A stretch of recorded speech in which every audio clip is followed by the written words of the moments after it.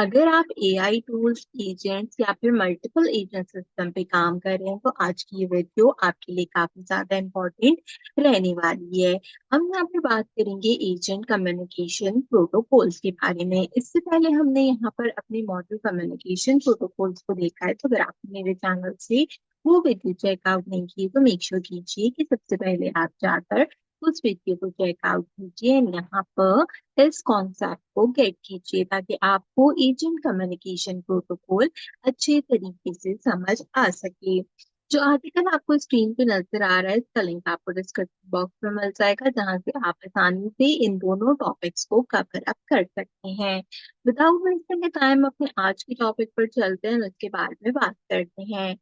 अगर हम agent communication protocol की बात करें तो ये एक ऐसा कम्युनिकेशन प्रोटोकॉल होता है जो कि मल्टीपल एजेंट्स को आपस में स्ट्रक्चर करता है। हमने देखा था कि जब हम यहाँ पर अपने मॉडल कम्युनिकेशन प्रोटोकॉल को यूज कर रहे थे तो वो क्लाइंट और सर्वर पे काम करके सारे एजेंट्स को एक साथ जोड़ा था, लेकिन जब वो एक साथ जोड़ रहा होता है तो वो किसी स्ट्रक्चर्ड तरीके से वहां पर काम कर रहे होते हैं। तो वो चीज हम यहाँ पर एजेंट कम्युनिकेशन प्रोटोकॉल से कराते हैं, यानी कि हर एक चीज को एक लाइन सीक्वेंस वाइज आपने जो है वो रेफर करना होता है, तो वो चीज एजेंट कम्युनिकेशन प्रोटोकॉल हमारे लिए करता है।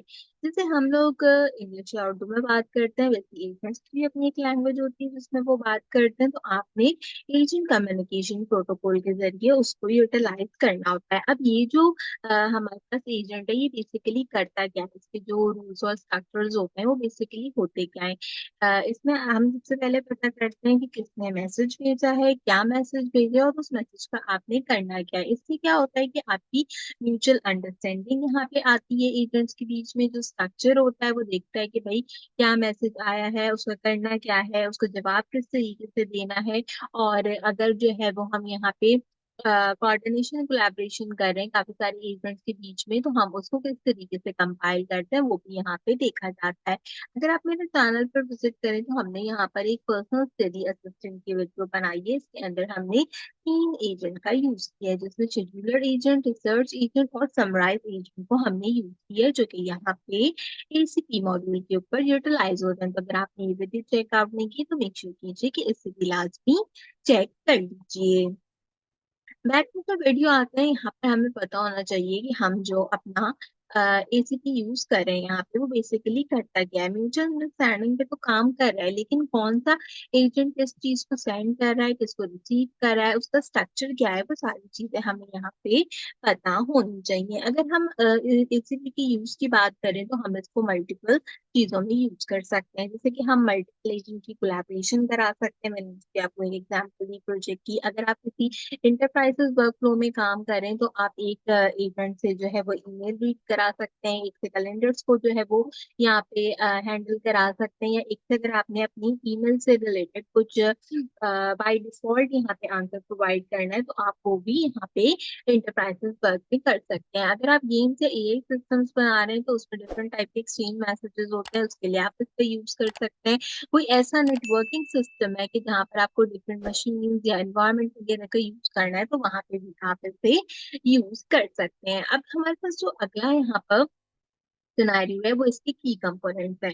देखिए एसीपी में कुछ कोर चीजें होती हैं जो कि हर मैसेज में हमारे पास यहाँ पे होती हैं। अगर हम फीफा स्टैंडर्ड की बात करें, अब कमेंट सेक्शन में मुझे बताओ कि फीफा स्टैंडर्ड होता क्या है, इसकी फुल फॉर्म क्या है। तो इसमें एसीपी जो होता है ना वो हमारे पास 3-4 चीजें करता है। 3-4 चीजों में वो क्या करता है, वो सबसे पहले हमारी रिक्वेस्ट यहाँ पे सेंड करता है, यानी कि परफॉर्म करता है टास्क को कि आप हमारे लिए ये काम करो। फिर उस टास्क को परफॉर्म करने के लिए कुछ इन्फॉर्मेशन होती है, उसकी कुछ इन्फॉर्मेशन हमसे लेता है। देन उस कंफर्मेशन को क्या करता है, कंफर्म करता है कि क्या ये काम मैं आपके लिए कर दूं या मैं आपके लिए ये काम नहीं करूं। और उसके आखिर में जो भी कोई हमारी क्यूरी होती है कि हमें ये इन्फॉर्मेशन चाहिए वो हमें प्रोवाइड करता है। अब ये चीज किस चीज पे बेस करती है, ऑब्वियसली एक सेंडर और एक रिसीवर के बीच में जो है ये कम्युनिकेशन होती है। अगर हम चैट जीपीटी पे काम कर रहे हैं तो मैं कोई चीज चैट जीपीटी को सेंड करूंगी तो उसका आंसर मुझे रिसीविंग टारगेट में प्रोवाइड प्रोवाइड करेगा। इसी तरीके से ओंटोलॉजी होती है जिसमें हम अपनी डिक्शनरी या जो भी नॉलेज हमें एजेंट में शेयर करनी होती है वो हम यहाँ पे शेयर कर देते हैं। इसके साथ-साथ आखिर में कॉन्टेक्स्ट और कंटेंट 2 चीज़ें होती हैं। कंटेंट का मतलब क्या होता है, जो भी एक्चुअल मैसेज है, हमारे मैसेज का जो मकसद है वो, और कॉन्टेक्स्ट क्या होता है कि जो बैकग्राउंड में मैसेज भेजा गया है वो हम यहाँ पे यूटिलाइज़ करते हैं। अच्छा, अब इसके लिए एक जेसन फॉर्मेट का कोड भी है हमारे पास, तो हम उस जेसन फॉर्मेट के कोड को यहाँ पर यूटिलाइज़ करके देखते हैं, इसको समझने की कोशिश करते हैं। तो उसके लिए हम आ जाते हैं अपने विजुअल स्टूडियो कोड में। अब हमने यहाँ पर देखा कि जो हमारे पास एग्जाम्पल है एसीपी की वो थी जेसन में। तो जेसन आप जब भी लिखते हो आप हमेशा उसको ब्रैकेट्स में जो है वो फाइंड आउट करते हो। अब हमने यहाँ पे क्या करना है, हमने यहाँ पे सबसे पहले एक अदर टाइप बतानी है। हम ये चीज़ कहाँ से डिफाइन कर रहे हैं, हम ये चीज़ जो डिफाइन करना सीख रहे हैं वो जो हमने यहाँ पर अभी की कंपोनेंट्स देखे हैं जिसमें request, inform, confirm and Q, ये 4 चीजें। तो इससे रिलेटेड अब हम जो है वो यहाँ पे एक सिंटेक्स देखेंगे।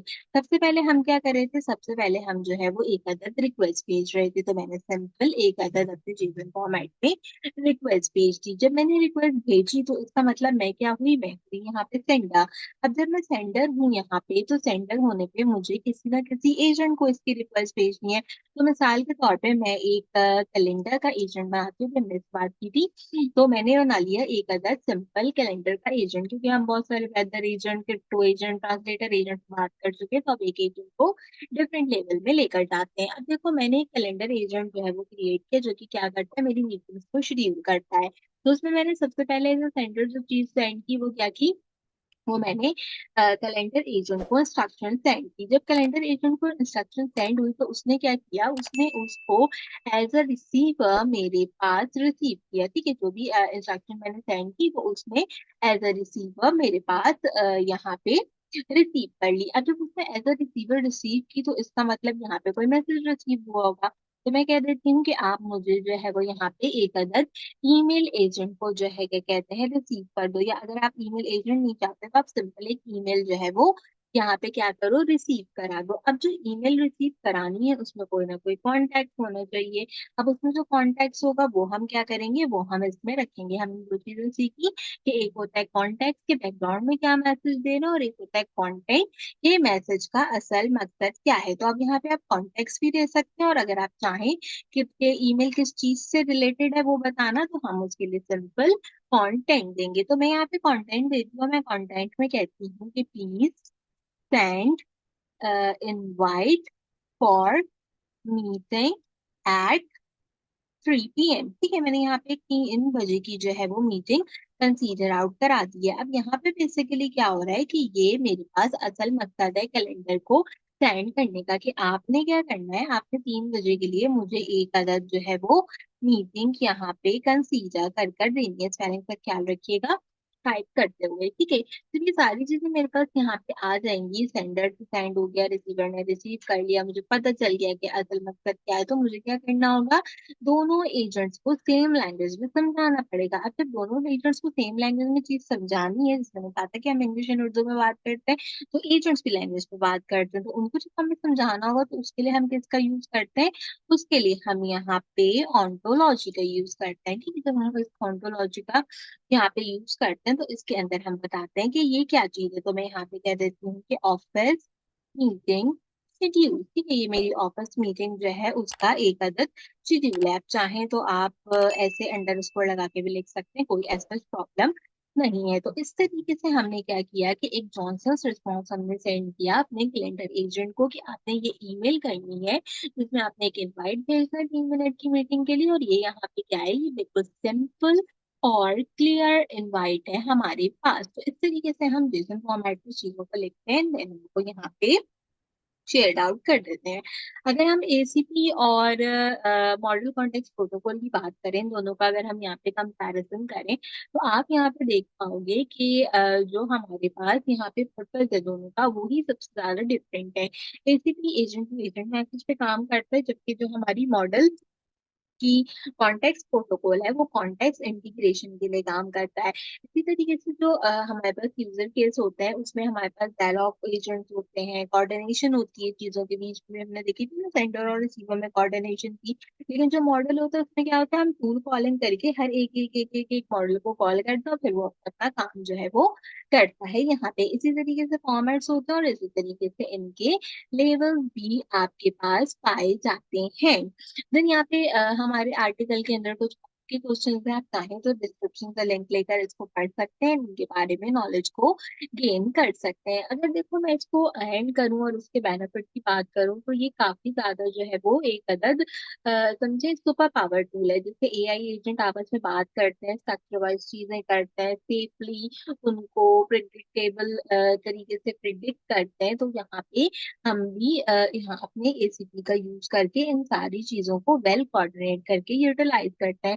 मल्टीपल एजेंट सपोर्ट है, सबसे अच्छी बात ये है, अगर आप दोनों मॉडल्स देखो, चाहे आप एसीपी देखो या चाहे आप एमसीपी देखो, दोनों में फायदा हमारे पास यही होता है कि आप डिफरेंट सिस्टम्स के अकॉर्डिंगली इसको यूज कर सकते हो। मैं उम्मीद करती हूँ कि वीडियो आपको पसंद आई होगी। वीडियो को लाइक जरूर कीजिएगा, अगर आप पहली बार मेरे चैनल पर आए हैं तो सब्सक्राइब करें एंड मुझे कमेंट करके जरूर बताएं कि आप नेक्स्ट वीडियो कौन सी टॉपिक के ऊपर देखना चाहते हैं, ताकि मैं उससे रिलेटेड वीडियो आपको प्रोवाइड करूँ। उम्मीद करती हूँ कि आज की वीडियो आपको पसंद आई होगी। आज की वीडियो के लिए बस इतना ही। आपसे मुलाकात करूंगी अगले वीडियो में किसी और अच्छे टॉपिक के साथ। तब तक के लिए मुझे दीजिए इजाजत।